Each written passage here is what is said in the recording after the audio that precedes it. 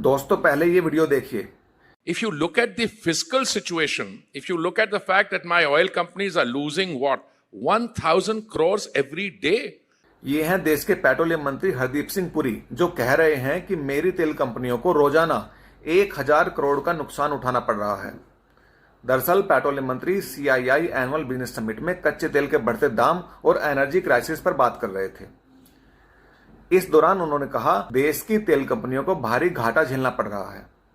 लेकिन क्या पेट्रोलियम मंत्री सच बोल रहे हैं? क्या तेल कंपनियों को वाकई नुकसान उठाना पड़ रहा है और इस वजह से पेट्रोल डीजल के दाम भी बढ़ाए जा रहे हैं? सबसे पहले बात करते हैं, आखिर तेल कंपनियों को घाटा कितना हो रहा है। पेट्रोलियम मंत्री तो 1,000 करोड़ रोजाना का बता रहे हैं। इस बात की जब पड़ताल की गई तो हैरान कर देने वाली बात सामने आई। हिंदुस्तान टाइम्स की एक रिपोर्ट के अनुसार जनवरी से मार्च के बीच हमारी तेल कंपनियों को केवल 19,470 करोड़ का मुनाफा हुआ। जी हां, आपने बिल्कुल ठीक सुना, घाटा नहीं, मुनाफा। उड़ गए ना होश? अरे सरकार तो कह रही थी कि तेल कंपनियों को 1,000 करोड़ रोजाना यानी 30,000 करोड़ महीने का नुकसान उठाना पड़ रहा है, लेकिन आंकड़े तो कुछ और बयां कर रहे हैं। यहां तो बजाय नुकसान के मोटे मुनाफे की बात सामने आ रही है। फिर सरकार के बयान का क्या?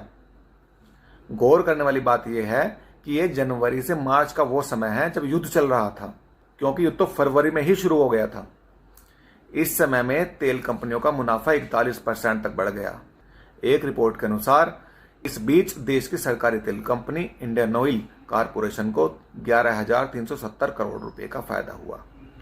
HPCL यानी हिंदुस्तान पेट्रोलियम को 49 करोड़ का फायदा हुआ और BPCL यानी भारत पेट्रोलियम को 3,191 करोड़ का मुनाफा हुआ। अब सरकार के बयान की पोल पट्टी तो खुल गई, लेकिन अगर मान भी लिया जाए कि तेल कंपनियां घाटे में हैं, क्या वो पेट्रोल डीजल के भाव बढ़ाकर जनता से अपना घाटा पूरा कर रही हैं?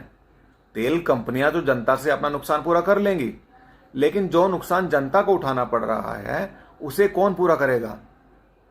ये वही जनता है जो चुनाव के समय राजनीतिक दलों के लिए माई बाप बन जाती है और नेता उसका भविष्य संवारने की कस्में उठाते हैं।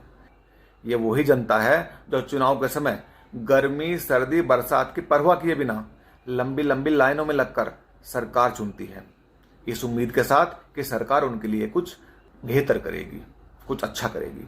ये वही जनता है जो कभी GST तो कभी इनकम टैक्स तो कभी दूसरे तमाम टैक्स भरकर सरकार की झोली रुपयों से भर देती है। लेकिन सरकार को तो तेल कंपनियों की पड़ी है, तो फिर जनता की चिंता कौन करेगा? ये सवाल मेरा आपसे भी है। वीडियो अगर पसंद आई हो तो चैनल को सब्सक्राइब करना ना भूलें।